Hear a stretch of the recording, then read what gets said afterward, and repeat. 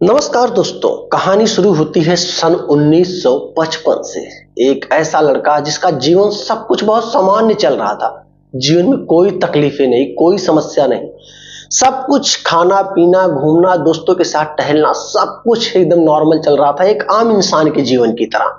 लेकिन धीरे धीरे करके उसके जीवन में एक ऐसी घड़ी आती है कि एक सीधा साधा लड़का डकैत बन जाता है, 200 हत्याओं का बागी, एक ऐसा शेर जिसका नाम सुनकर प्रशासन के भी रूह कांप जाते थे। आइए जानते हैं उस कहानी के बारे में। दरअसल जिस व्यक्ति की मैं नाम लेने जा रहा हूं, इसका नाम है शिव कुमार। लेकिन शिव कुमार बाद में ददुआ के नाम से कैसे मशहूर हुआ, आज की इस वीडियो में पूरी कहानी छुपी हुई है। दरअसल शिव कुमार उस समय घर पे नहीं था जब पड़ोसियों ने और गांव के जमींदार ने शिव कुमार के पिता को पहले तो खूब घसीट घसीट कर मारा पीटा, कपड़े फाड़े और फिर अर्धनग्न उसको गांव में भी घुमाए। गांव में घुमाने के बाद फिर कुल्हाड़ी से उसको काट दिए। काटने के बाद सब कुछ खत्म हो गया। लेकिन ये बात जब शिव कुमार को पता चली कि उसके पिता के साथ कैसे उसके पड़ोसी ने और उस गांव के जमींदार ने किस तरीके से कैसे हैवानियत की और कैसे मारा, क्या क्या दुर्दशा की, ये सारी किस्से सुनने के बाद शिव कुमार के तो खून ही खौल उठे। खून खोलने के बाद वो चुपचाप तुरंत आता है घर पे और एक कुल्हाड़ी को लेता है। कुल्हाड़ी लेने के बाद उस जमींदार के घर पहुंचता है। जमींदार के घर पहुंचने के बाद घर में जितने भी लोग मौजूद थे, जमींदार सहित टोटल 9 लोगों को वो मौत के घाट उतार देता है कुल्हाड़ी की मदद से। उसके बाद वो वहां से फरार हो जाता है। फरार होने के बाद लगातार कई महीनों तक उसको पुलिस नहीं ढूंढ पाई। लेकिन शिव कुमार दर दर भटक रहा था। फिर उसकी मुलाकात होती है राजा रंगोली नाम के एक डकैत से। एक ऐसा डकैत जो अपने ही इलाके का बहुत मशहूर था। राजा रंगोली से शिव कुमार ने पूरी कहानी बताई अपने जीवन की और कैसे कैसे वो राजा रंगोली तक पहुंचा।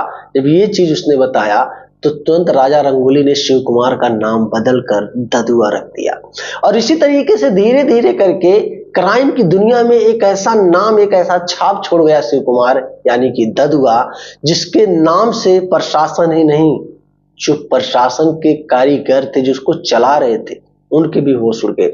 सरकार ने टोटल 100 करोड़ रुपए से ज्यादा खर्च कर दिए ददुआ को पकड़ने के लिए, लेकिन फिर भी नाकाम रहे। धीरे धीरे करके सब कुछ चलता रहा, एक के बाद एक की लूट, एक को एक मार पीट, हत्याएं, बहुत अपराध की दुनिया का बेताज बादशाह बन गया ये ददुआ। और प्रशासन के हाथ लग नहीं रहा था, तो दिन और रात सिर्फ प्रशासन ददुआ को ढूंढने में ही लगी थी कि कब ददुआ मिले और तुरंत इसका एनकाउंटर कर दिया जाए। कभी इस गांव, कभी उस गांव, कभी रात में सिर्फ बड़े बड़े जमींदारों को लूटना, मारना। और जितने भी लोग मुख्य आरोपी इसको नजर आते थे, उनकी आंखों को ये निकालता था। जान से तो कम ही मारता था, आंखों को निकाल लेता था, उसके बाद उनको छोड़ देता था। और जिसके ऊपर बहुत ज्यादा इसको क्रोध और गुस्सा आ जाता था, आंखें निकालने के बाद फिर उसको मार भी देता था। इसी तरीके से प्रशासन को भी ये लगने लगा कि इस व्यक्ति को छोड़ना बहुत सही नहीं होगा, क्योंकि प्रशासन की नाकामयाबी जो समाज की तरफ आ रही थी, ये नाकामयाबी बहुत कुछ दिखा रही थी इसको। अब ददुआ के पीछे डायरेक्ट मुख्यमंत्री तक ने सिग्नेचर कर दिया कि जल्द से जल्द इस डकैत को साफ किया जाए।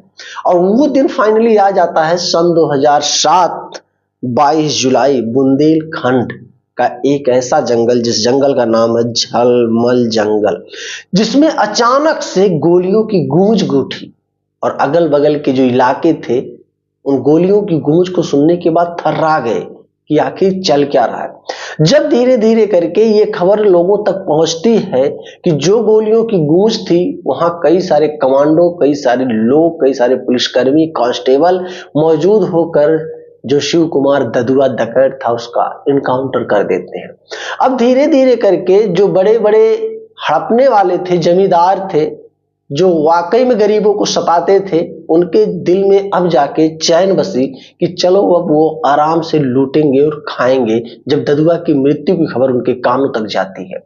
और धीरे धीरे करके प्रशासन उस बॉडी को तुरंत वहां से उठाती है। उसके बाद जो भी अपना प्रोसेस होता है करती है। उसके बाद ददुआ को चाहने वाले भी काफी गरीब लोग थे, जो अपने सीने पे हाथ रख के पीटने लगे कि अब उनका क्या होगा, अब तो बड़े बड़े जमींदार उनका तो खैर ही नहीं छोड़ेंगे, कौन सहारा होगा। लेकिन प्रशासन को एक बात आप जानते हैं, प्रशासन गलत नहीं देख सकता। अगर खुलेआम किसी ने किसी उसको चुनौती दी या प्रशासन को चुनौती दी, तो जाहिर सी बात है उसको कानून या प्रशासन तो छोड़ेगा नहीं, ये आपको भी पता होगा।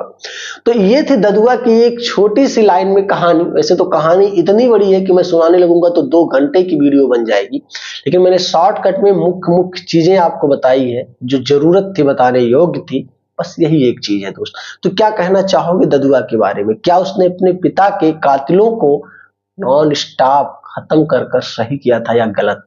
मैं तो सीधा कहूंगा, अगर ददुआ की जगह पर कोई दूसरा भी बेटा होता और अपने पिता के बारे में ऐसा कृत्य सुनता कि उसके पिता के साथ ऐसा ही कुछ लोगों ने किया है, तो शायद हर बेटा यही करता। आपका क्या राय है? कमेंट बॉक्स में जवाब जरूर देना। मिलूंगा जल्दी एक शानदार सी कॉन्सेप्ट को लेकर, तब तक के लिए जय हिंद।